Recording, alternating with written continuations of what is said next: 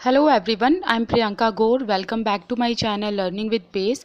हम लोग 8th class की सिविक्स का ये लास्ट चैप्टर कर रहे हैं and this is the second session of this chapter and the chapter name is law and social justice.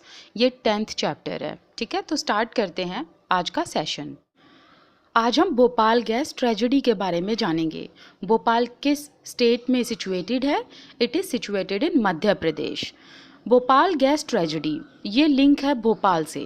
Bhopal में एक कंपनी को सेटअप किया गया था और उस कंपनी में पेस्टिसाइड्स बनाए जाते थे। तो वहाँ पर जब पेस्टिसाइड बनाए जा रहे थे तो उस प्लांट में गैस लीक हो गई थी। तो इस गैस लीकेज की वजह से एक बहुत बड़ा डिज़ास्टर ये हुआ था कि बहुत लोगों की जानें चली गई थी। और अगर आज भी आप उस एरिया के आसपास जाओगे तो ये देखने को मिलेगा कि वहाँ पर लोगों की स्थिति आज भी नहीं सुधरी है। तो उसी के बारे में हम यहाँ पर पढ़ेंगे। तो चलिए स्टार्ट करते हैं। The world's worst industrial tragedy took place in Bhopal 24 years ago. 24 साल पहले भोपाल में एक डिज़ास्टर हुआ था गैस लीकेज का। यूनियन कार्बाइड, जो कि एक अमेरिकन कंपनी है, Union Carbide had a factory in the city. तो ये जो अमेरिकन कंपनी है ये कहाँ पर स्टैब्लिश की गई थी? भोपाल में इसकी फैक्ट्री स्टैब्लिश की गई थी। और ये जो फैक्ट्री है ना यूनियन कार्बाइड की, एक अमेरिका में ही है और एक यहाँ पर इंडिया में भोपाल में थी। ओके, एंड अमेरिका में ये कंपनी कहाँ पर है? वेस्ट वर्जीनिया में। और यही सेम कंपनी जो भोपाल में थी, इसका पूरा नाम था union carbide India limited, UCIL। अब हम यहाँ पर जब हम इस ट्रेजेडी के बारे में आगे पढ़ेंगे तो हम ये भी जानेंगे इनका कंपैरिजन कि जो ये कंपनी भोपाल में थी और यही सेम कंपनी की जो फैक्ट्री है, इसका जो प्लांट है पेस्टिसाइड का, वो वेस्ट वर्जीनिया में भी था। तो इन दोनों के बीच में हम एक कंपैरिजन ये देखेंगे कि किस तरीके से वेस्ट वर्जीनिया के लोगों की तो सेफ्टी का ध्यान रखा गया और हमारे भारत में जब ये कंपनी स्टैब्लिश हुई थी तो उस टाइम पर किसी भी सेफ्टी मेज़र को ध्यान में नहीं लाया गया और सेफ्टी मेज़र ना होने की वजह से यहाँ पर लोगों की जान गई। तो इसके बारे में भी हम जानेंगे। इन विच इट प्रोड्यूस्ड पेस्टिसाइड्स, और यहाँ पर पेस्टिसाइड्स प्रोड्यूस किए जाते हैं। पेस्टिसाइड्स मतलब जो कीटनाशक दवाइयाँ होती है जिससे इंसेक्ट्स वगैरह को मारा जाता है। एट मिडनाइट, ओके, यहाँ पर डेट दी गई है 2 दिसंबर 1984। रात के टाइम पर लगभग 12-1 बजे हुआ ये था कि जो मिथाइल आइसोसाइनाइट है, मिथाइल आइसोसाइनाइट एक कंपाउंड है जिससे पेस्टिसाइड बनाया जाता है और ये एक पॉइजनस गैस है। ये लीक होने लग गई थी और जब ये लीक होने लगी तो उस एरिया में वाइट वाइट क्लाउड हो गए थे। मतलब धुआं इतना ज़्यादा हो गया था कि हर जगह वाइट वाइट गैस दिख रही थी और वो गैस इतनी ज़्यादा लीक हुई कि लोगों को सांस लेने में भी तकलीफ़ हो रही थी। तो यहाँ पर कुछ सर्वाइवर्स की स्टोरी बताई हुई है। वो यहाँ पर बताते हैं कि उन्होंने किस तरीके से सर्वाइव किया, क्या उन्होंने फ़ील किया जब ये गैस लीक हुई। तो आइए जानते हैं इनकी स्टोरी के बारे में। Remembers Aziza Sultan a survivor. यहाँ पर अजीज़ा सुल्तान कहती हैं, at about 12:30 AM I woke up to the sound of my baby coughing badly. मैं 12:30 बजे जब सुबह के उठी तो उस टाइम मैंने देखा कि जो मेरा बच्चा है वो बहुत बुरी तरीके से खांस रहा था, उसको तेज़ से खांसी हो रही थी। In the half light I so that the room was filled with a white cloud. और रूम में हाफ लाइट दैट मीन्स धुंधली धुंधली सी रोशनी थी। और ये जो हल्की रोशनी थी ये क्यों थी? क्योंकि रूम में मिथाइल आइसोसाइनाइट गैस पूरी तरीके से भर गई थी और उस वजह से वहाँ पर रूम में वाइट क्लाउड हो गए थे। I heard people shouting run run. और मैंने ये भी सुना कि बाहर लोग बोल रहे थे, चिल्ला रहे थे कि भागो भागो। Then I started coughing also. और बाद में मुझे रियलाइज़ हुआ कि मुझे भी खांसी आ रही है और फिर मैं भी तेज़ से खांसने लगी। Each breath seeming as if I was breathing in fire. और जैसे ही मैं हर एक सांस ले रही थी मुझे ऐसे फील हो रहा था कि मैं आई was breathing in fire, that means कि मैं आग में सांस ले रही हूँ। And my eyes were burning, मतलब मेरी आंखें जो हैं वो भी बुरी तरीके से जल रही थी। With in 3 days more than 8,000 people were dead. मतलब 3 दिन के अंदर 8,000 लोग मर गए थे due to this poisonous gas. Hundreds of thousands were maimed. Maimed का मतलब होता है बैड इम्पैक्ट होना किसी चीज़ का, मतलब जो हज़ारों की संख्या में लोग गैस के कांटेक्ट में आए थे, आज भी उनके ऊपर बैड इम्पैक्ट देखने को मिलता है इस ट्रेजेडी का। वो लोग आज भी काम नहीं कर पाते हैं, उनके अंदर बहुत सारे डिसऑर्डर पाए जाते हैं, जैसे कि रेस्पिरेटरी डिसऑर्डर, जिसकी वजह से उनके लंग्स ख़राब हो गए हैं, आइज़ ख़राब हो गई हैं, दे कैन नॉट सी। ऐसी बहुत सारे डिसऑर्डर उन लोगों में आज भी देखे जाते हैं। Most of those exposed to the poisonous gas came from poor working class families। बहुत सारे लोग जो इस गैस ट्रेजेडी के कांटेक्ट में आए थे, इस पॉइजनस गैस के कांटेक्ट में आए थे, वो लोग ज़्यादातर या तो पुअर हैं या फिर वर्किंग क्लास फैमिली से बिलोंग करते हैं। Of which nearly 50,000 people are too sick to work. और उनमें से 50,000 लोग ऐसे हैं जो आज भी इस गैस ट्रेजेडी की वजह से बहुत बीमार हैं और वो कुछ काम नहीं कर सकते। अमंग दोज हु सर्वाइव, जो लोग जिंदा रह पाए या जिन्होंने अपनी जान बचाई, वो लोग जिंदा होने के बावजूद भी बहुत सारे डिसऑर्डर से जूझ रहे हैं, जैसे कि रेस्पिरेटरी डिसऑर्डर्स उनके अंदर हो गए, उनके लंग्स ख़राब हो गए, उनको सांस लेने में तकलीफ होती है, या फिर कोई आई प्रॉब्लम हो चुकी है उन लोगों में, या अदर डिसऑर्डर्स हो चुके हैं। जैसे कि आप यहाँ पर इस लड़की को फोटो में देख सकते हो, children developed peculiar abnormalities. Peculiar मतलब बड़ा ही स्ट्रेंज एंड अनयूजुअल सी बीमारियां हो रखी हैं इन लोगों में जो इस गैस ट्रेजेडी के कांटेक्ट में आए हैं। अब देखिए, मेजर क्वेश्चन ये आता है कि ये जो गैस ट्रेजेडी हुई, इसके पीछे आप किसको दोषी मानेंगे, किसको गिल्टी ठहराएंगे? क्या इस फॉरेन कंपनी के ओनर को जिसका नाम था एंडरसन, या फिर गवर्नमेंट को? तो देखिए, दोनों ही दोषी हैं। किस तरीके से, आइए ये भी समझते हैं।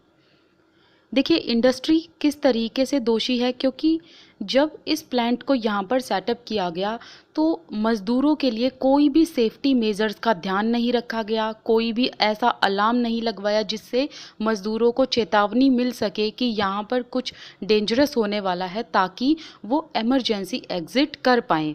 और ना ही कोई एमरजेंसी एग्ज़िट लगवाया गया इंडस्ट्री में। तो साफ साफ मतलब है कि मज़दूरों की जान के साथ खेला गया।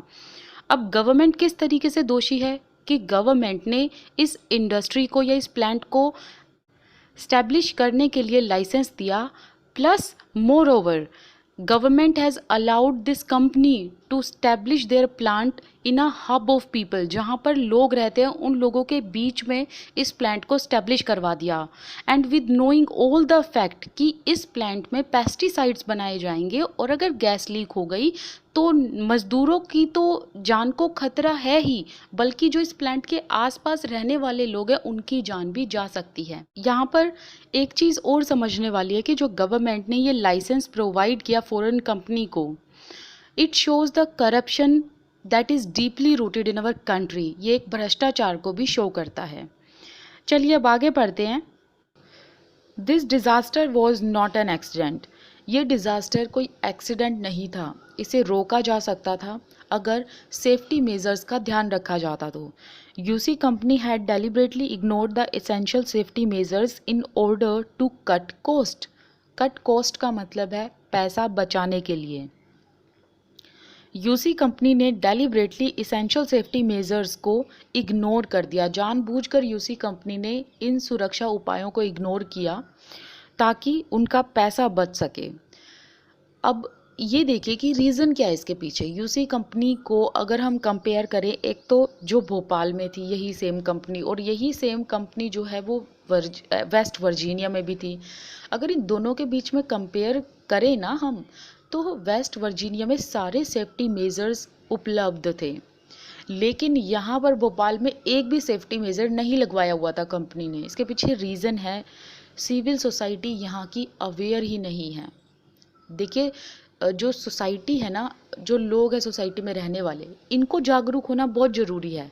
अगर ये जागरूक होंगे तो सारे के सारे जो कानून हैं वो ढंग से इम्प्लीमेंट भी होंगे, क्योंकि हम ही लोग गवर्नमेंट को दबाव में ला सकते हैं कि ये जो पर्टिकुलर लॉ है इसकी हमें ज़रूरत है, इसको एनफोर्स करिए।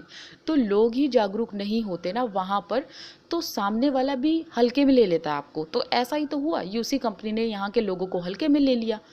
और अगर वेस्ट वर्जीनिया की बात करें तो वहाँ की सिविल सोसाइटी भी जागरूक है और जितने भी कानून बनाए हुए हैं वो ढंग से एनफोर्स भी किए हुए हैं। इसी वजह से वहाँ पर कंपनी ने सारे सेफ्टी मेजर्स लगवाए। एंड वहाँ पर 24/7 एम्बुलेंस रहती है कारखाने के आगे, ताकि अगर कोई मज़दूर घायल हो जाए, उसे चोट लग जाए, तो फटाफट से तुरंत उसे हॉस्पिटल लेके जाया जा सके। लेकिन सेम कंपनी ने यहाँ भोपाल में ऐसे कोई भी सेफ्टी मेजर्स नहीं लगवाए हुए थे जो एसेंशियल थे। रीज़न, एक तो सिविल सोसाइटी जागरूक नहीं थी, सेकंड जो कानून हैं वो ढंग से इम्प्लीमेंटेड नहीं थे, थर्ड जो कि बात की करप्शन वो बहुत बुरी तरीके से यहाँ पर फैला हुआ था। Much before the Bhopal disaster, there had been incident of gas leak killing a worker and injuring several. That means कि 2 दिसंबर में जो ये घटना हुई भोपाल में, इससे पहले गैस लीकेज मतलब जो गैस का रिसाव होता है, ये ऐसी घटना हो चुकी थी। लेकिन इस घटना की वजह से, इस एक्सीडेंट की वजह से एक मज़दूर की मौत हुई थी और बहुत सारे लोग घायल हुए थे, बहुत सारे लोगों को चोट आई थी। बट इतना बड़ा हादसा नहीं हुआ जो हादसा हमने 2 दिसंबर को देखा। That was world's worst disaster. Despite the overwhelming evidences pointing to UC company as responsible for disaster, but it refused to accept the responsibility. Overwhelming का मतलब होता है strong, evidences का मतलब होता है सबूत। तो पुख्ता सबूत सरकार के पास थे। On the basis of these evidences UC company को रिस्पॉन्सिबल पाया गया इस डिज़ास्टर के लिए। लेकिन यूसी कंपनी ने अपने ऊपर ये उत्तरदायित्व लेने से मना कर दिया और अपनी गलती साफ साफ मानने से इनकार कर दी। उन्होंने कहा इसमें हमारी कोई गलती नहीं है। फिर इसके बाद एक लीगल बैटल की शुरुआत हुई। In the ensuing of legal battle, government represented the victims in a civil case against Union Carbide. That means कि गवर्नमेंट ने यूनियन कार्बाइड के खिलाफ मुकदमा दर्ज कर दिया और गवर्नमेंट ने इन विक्टिम्स की तरफ से लड़ाई की। तो गवर्नमेंट ने इस मुकदमे में, जब ये मुकदमा यूनियन कार्बाइड के खिलाफ दर्ज किया, यहाँ पर कुछ कंपेंसेशन की मांग की। सो इन 1985 गवर्नमेंट ने इस कंपनी से $3 बिलियन मांगे। लेकिन जो ये मुकदमा था काफ़ी लंबा चला, इसका कोई सोल्यूशन निकल नहीं रहा था। सो फाइनली जो कंपेंसेशन है वो कितना मिला, $470 मिलियन। 1989 में ये जो मुआवजा था वो ले लिया गया, इस पर सहमति गवर्नमेंट के द्वारा कर दी गई।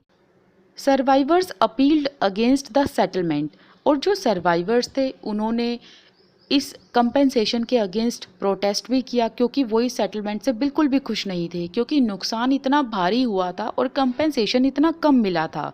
तो उनके अंदर ये आक्रोश था, ये गुस्सा था कि गवर्नमेंट इतने कम पैसों में क्यों मान गई, उन्होंने इतना कम कंपेंसेशन क्यों लिया यूनियन कार्बाइड कंपनी से।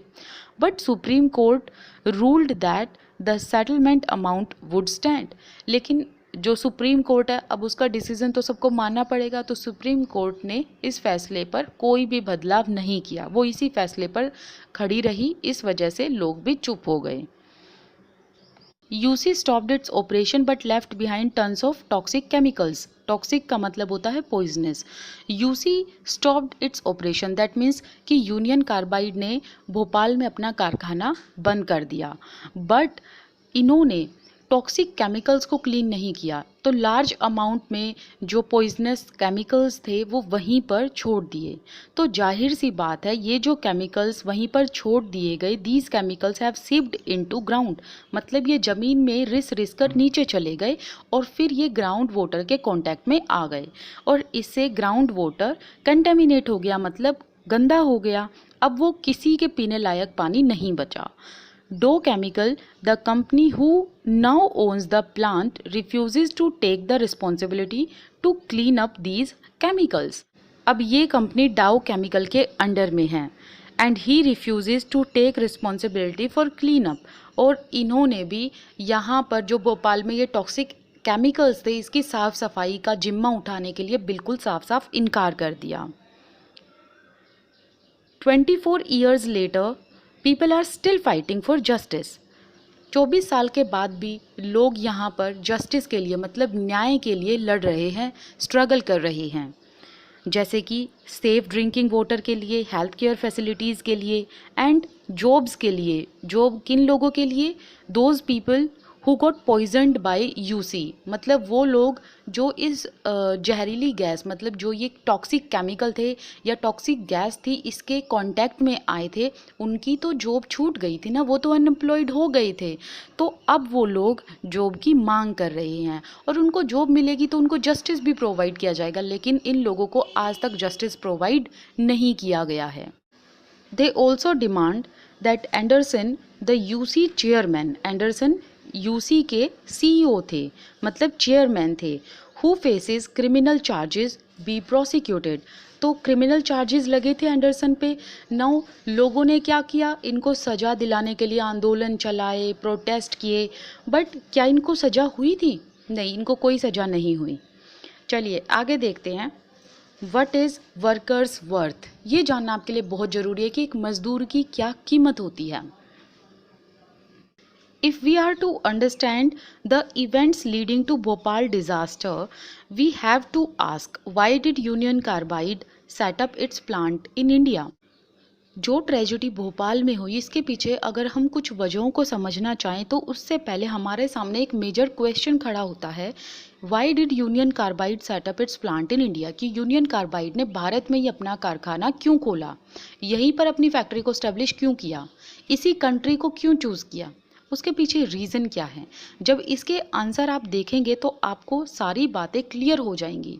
रीज़न है हमारे यहाँ पर चीप लेबर, लोगों में अवेयरनेस नहीं, कैसी भी स्थिति में काम करने के लिए मजदूर तैयार हो जाते हैं, कितने भी घंटों उनसे काम करा लो कम वेतन पर वो तैयार हो जाते हैं।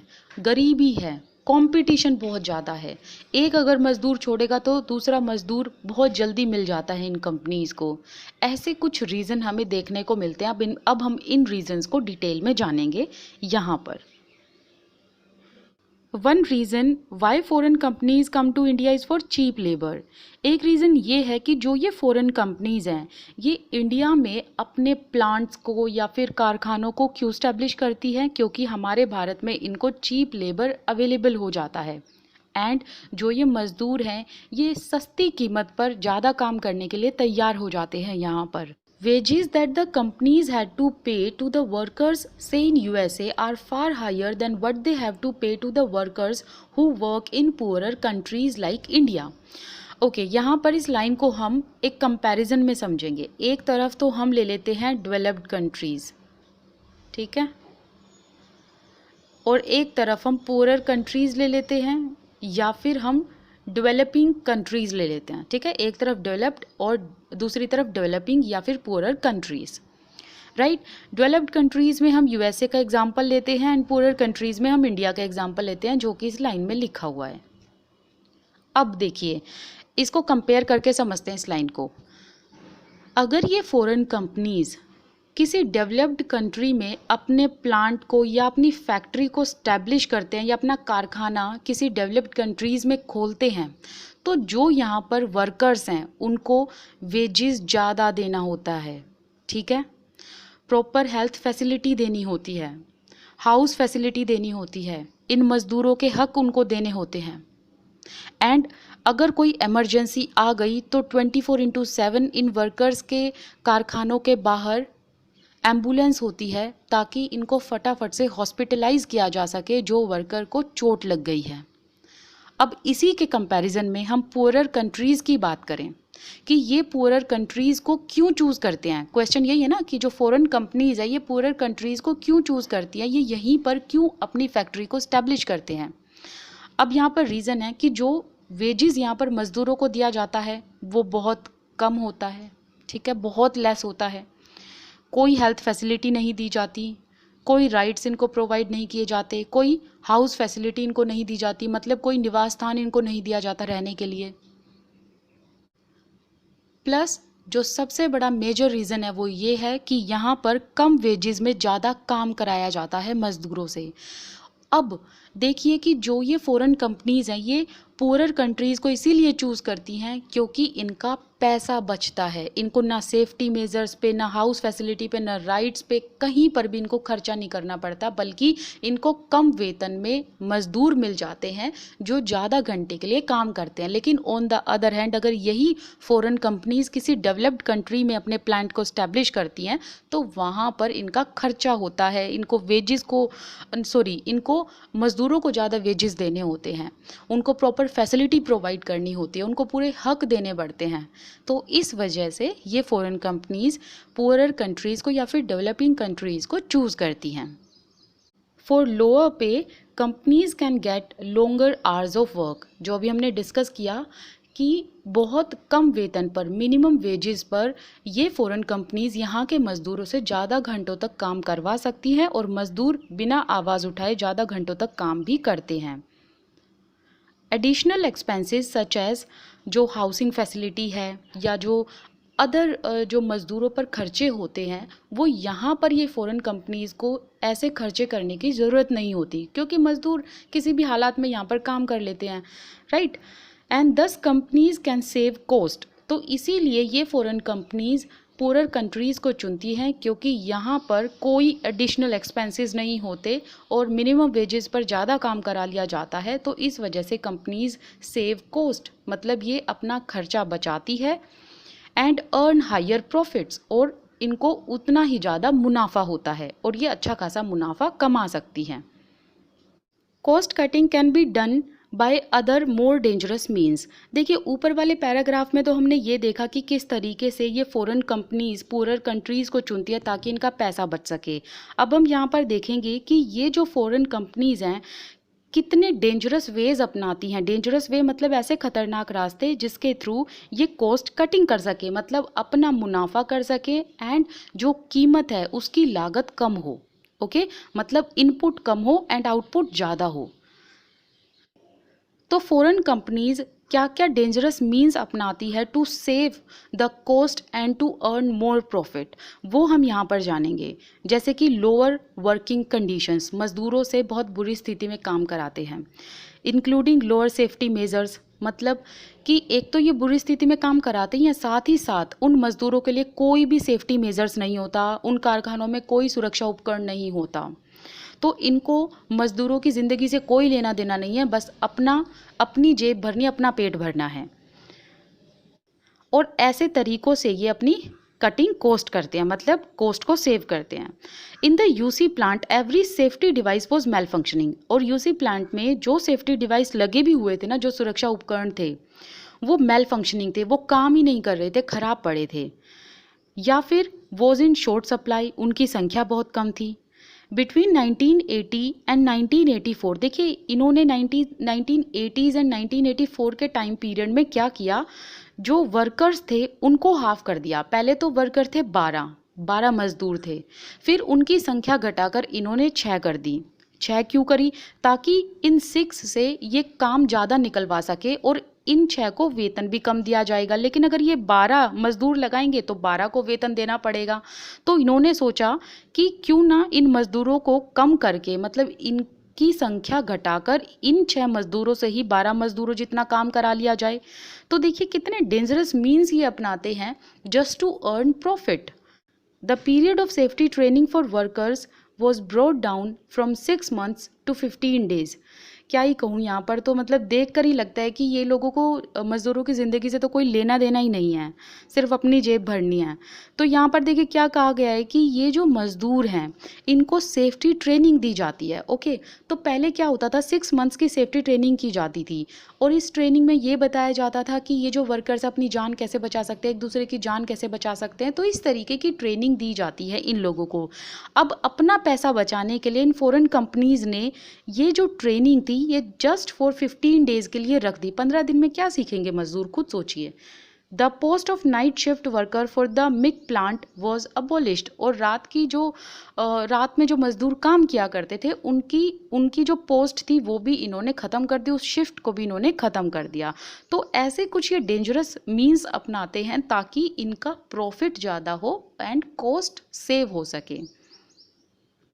यहाँ पर हम कंपैरिजन देखेंगे भोपाल का एंड वेस्ट वर्जीनिया का, क्योंकि इन्हीं दोनों जगह पर यूसी का प्लांट स्टैब्लिश था।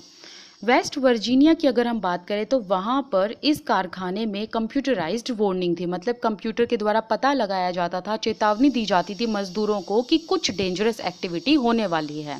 सेंसर लगे हुए थे जिससे मजदूरों को पता लग जाता था। जैसे आपने कभी सुना होगा ना, सायरन वगैरह बज जाते हैं अगर कहीं पर धुआं उठता है, तो उसी तरीके से वहाँ पर सेंसर लगे हुए थे। और मॉनिटरिंग सिस्टम भी उस टाइम पे होती थी, मतलब निगरानी रखी जाती थी हर एक कोने में, ताकि मजदूरों की सुरक्षा का ध्यान रखा जाए। Whereas the UC plant in Bhopal relied on manual gauges and the human senses to detect gas leaks. जबकि भोपाल की बात करें तो यूसी कंपनी ने इस प्लांट में ना तो कोई सेंसर लगवाया हुआ था, ना कोई मॉनिटरिंग सिस्टम था, ना ही कोई कंप्यूटराइज्ड वार्निंग थी। तो फिर किस चीज़ से पता लगाया जाता था कि गैस लीक हो रही है? ये चीज़ डिपेंडेंट होती थी ह्यूमन सेंसेस पर, मतलब ह्यूमन अपने सेंसेस के द्वारा, जो मजदूर है वो अपने अंदाजे के द्वारा पता लगाते थे कि गैस लीक हो रही है। वेस्ट वर्जीनिया प्लांट में एमरजेंसी इवैक्यूएशन प्लान्स भी था। एमरजेंसी इवैक्यूएशन प्लान्स मतलब जब कहीं पर डेंजरस सिचुएशन हो जाती है तो वहाँ से मजदूरों को निकालकर सुरक्षित स्थान पर लेकर जाया जाता है, उसे इवैक्यूएशन प्लान कहते हैं। लेकिन यही सेम चीज़ नॉन एग्जिस्टेंट थी भोपाल में। भोपाल में ऐसी कोई भी चीज़ नहीं थी। तो यहाँ पर आप एक कंपैरिजन देख चुके हैं कि कितना ज़्यादा यहाँ पर लोगों का फ़ायदा उठाया जाता है। क्योंकि यहाँ की जो सिविल सोसाइटी है वो बिल्कुल भी अवेयर नहीं है। प्लस मजदूर जो हैं वो किसी भी हालात में काम कर लेते हैं, अपने हक के लिए आवाज़ नहीं उठाते। यहाँ पर कुछ क्वेश्चन भी अराइज हो जाते हैं। Why are there such sharp differences in safety standards across countries, कि अलग अलग देशों के बीच में सेफ्टी मेजर्स में इतना डिफरेंस क्यों है? And even after the disaster happened, और अगर कुछ दुर्घटना हो भी जाती है तो जो विक्टिम्स हैं उनको इतना लो कंपेंसेशन क्यों दिया जाता है, इतना कम मुआवजा क्यों दिया जाता है? तो आइए इन दोनों क्वेश्चन के आंसर देखते हैं यहाँ से। One part of the answer lies in what is perceived as the worth of Indian worker. तो जो भारतीय मजदूर है, जो इंडियन वर्कर हैं, इनको वैल्यूएबल नहीं माना जाता, इनकी उतनी वर्थ नहीं मानी जाती है कि इन्हें पैसा दिया जाए, या ये कह लो कि इनका इतना मोल नहीं है।